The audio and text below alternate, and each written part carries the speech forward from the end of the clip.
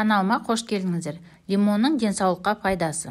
Лимон бізге сонау Үндістан мен Қытай жерлерден келген екен. Кезінде экзотикалық болған бұл жеміс қазірде елімізде орнығып, халқымыздың көңілінен шығып жатыр. Лимонның пайдасы мен зиянын біліп жүрейік. Лимон жыл бойы жасыл ағаштың жемісі.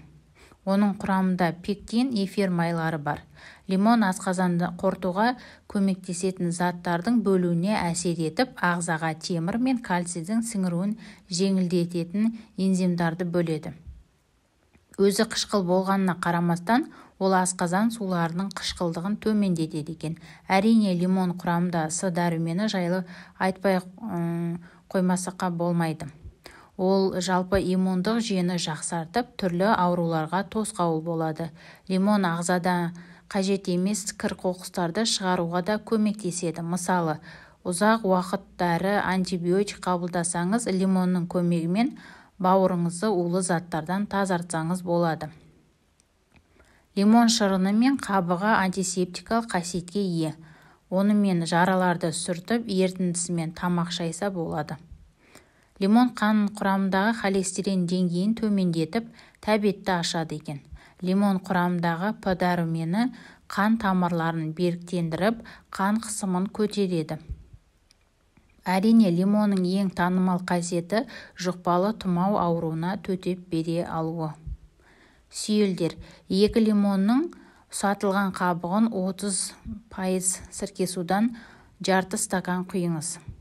Тығыз жабылған ыдыста кезеңдеп шайқап отырып 8 күн ашытасыз. Сүзіңіз, сосын ол тұнбаны суланған тампонды күніне бірнеше рет сүйелдерге жағыңыз. Егер сепкіл болса, 100 грамм бал алып, 1 лимонның шырынымен араластырыңыз. Осы қоспамен дәкеден жасалған майлықтарды дымқылдатыңыз және сепкілдер жабылған жерлерге 15-20 минутқа жағыңыз. Табысқа жету үшін үнемі 15-20 грамм жағуға болады. Гипотония.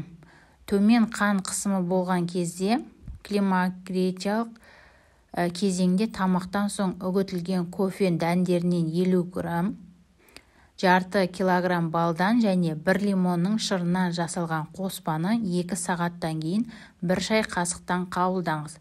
Қоспаны тоңазытқышқа сақтаңыз. Бас ауруында. Жаңа піскен лимонның қабығын алыңыз, цедрадан тазартыңыз, қабаққа салыңыз және бірнеше уақыт ұстаңыз. Кейін терінің үстіне лимон қабығының астында қызыл таңба пайда болады. Ол қызиды және қышиды, ал бас ауруы басылады. Босанудан кейін тазарту. 5 шикі жұмыртқаның қабығын тазартыңыз және оны 2-3 ұсақ туралған тазартылмаған лимонмен араластырыңыз. Bir күн ашытып, содан кейін жарты литр арақ қосу қажет. 3-6 күн бойы күніне 3 реттен тамақ ішкеннен 20 минут өткеннен кейін қабылдау қажет. Тістерді нығайту. Егер сіз тістеріңіз ақ, ал тамырлары мықты болсын десеңіз, тістеріңіз лимонның қабығымен ысыңыз. Егер қан кеткен жағдай болса, жатырдың қатты қан кетуінде 6 жұмыртқаның ақтарын және де жарты шай қасық лимон қышқылдарымен араластырып ішіп қойыңыз. Егер қажет болса, қайталаңыз. Аяқ сіңірінің тартылуында да пайдаланады. Аяқтың табанына таңертең және кешке лимонның шырынын жағыңыз және жүрмеңіз. Аяқ киімді шырын кепкенше кимеңіз. Емделу курсы 2-7-ден аса қажет. Тырнақтарды күту. Тырнақтар икемділік пен қатылықты жоғалтпау үшін оларға лимон шырыны мен май қоспасын жиі жағу керек. Талып қалу жағдайында 100 грамм құрғақ лимон қабықтарын ұсатыңыз. 1 литр арақ құйыңызда анда-санда шайқап отырып, 3 апта жылы жерде ашытыңыз. Сүзіп алыңызда күніне 3 рет 25-30 тамшыдан қабылдаңыз. Жасартуда. Қабығында 3 лимонды, 3 бас сарымсақ, 3 стакан мүкжидек сығыңыз.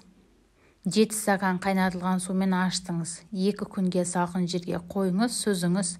Сосын бар 400 грамм бал құйыңыз. Араластырыңыз және тағы 2 күн салқын жерде қойыңыз. Күніне 3 реттен 1 ас қасықтап ішсеңіз болады. Қайызғақ болған жағдайда 4 лимонның қабығын 1 литр суда 15 минут пісіріңіз. Қайнатпаны сүзіңіз, шашты қайнатпамен аптасына 1 рет шайып тұрсаңыз болады. Лимон жұмсағы, лимон және алма сияқты органикалық қышқылдарды, пектин заттарда қант 3,5%-ға дейін, каротин, фитоцидтерге бай. Лимонның құрамында келесідей дәрумендер бар: тиамин, В1 дәрумені, аскорбин қышқылы, С дәрумені, рутин, витамин П, сонымен қатар флавоноидтар, кумарин туындылары және де эриоцитрин және де эридиктиол деген артық майдың жиналуын азайтуға көмектеседі. Тұқымның құрамында май және ащы зат лимонин болады. Бір қызығы, лимон жапырақтарында да С дәрумені, ал қабығында цитранин гликозиді болады екен. Лимонның хош иісі өсімдіктің әртүрлі бөліктерінде кездесетін эфир майында және терпенің хош иісті молекулалары 90%-ға дейін цитральға байланысты. Лимонның жүрек денсаулығы үшін инфаркт қаупін азайтады, холестеринді төмендетеді, қан аздықпен күреседі, С дәрумені өсімдіктерден темірдің сіңуіне жақсы ықпал етеді. Пайдасы ғылыми дәлелденген. Лимондар бүйрек тастарымен күресуге көмектеседі екен. Ол үшін күніне жарты стакан лимон шырын ішу қажет.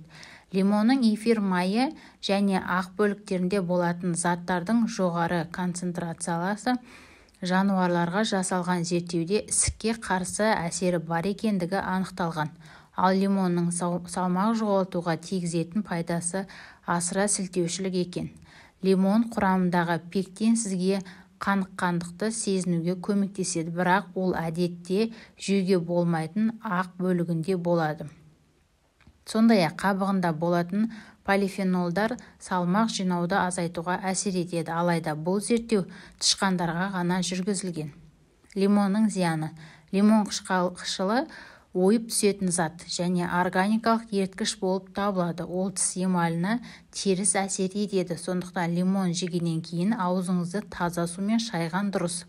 Қолдың терісіне лимон шырын үнемі тигізу саусақтың терісінде ауырсынуды тудыру мүмкін. Суық тию кезінде лимон қолдану керек. Суық тию кезінде С дәруменінің иммунды жүйеге әсері туралы не айтуға болады? Ғалымдар С дәруменінің мөлшері лимонға қарағанда апельсинде жоғары екенін атап өтті. Сондай-ақ суық тию кезінде тиімді болу үшін күніне 1000 мг С дәрумен қажет, ал салмағы 80 грамм болатын бір лимонның құрамында бар жоғы 42-де 5 мг С дәрумені болады екен. Дәрігерлер қажетті мөлшерді алу үшін С дәрумені бар дәрілерді қолдануды ұсынады. Лимон және зімбір қосылған бал. Рецепт. Таңқурай шайынан кейін суық тиюге қарсы ең танымал табиғи құрал бұл қайнаған ыстық су, лимон және зімбір қосылған бал қоспасы.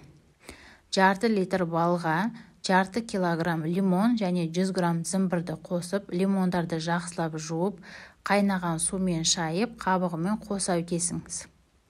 Зімбірді ашып, кішігірім бөліктерге кесіңіз. Лимон мен зімбірді ет тартқыштан өткізіңіз немесе блендермен майдалап, қоспаға бал қосып араластырыңыз. Тоңазытқышта сақтаған жөн. Шаймен бірге немесе жылы шайға қосып ішіңіз. Каналға тіркеліп, лайк басып, комментарий қалдырыңыздар.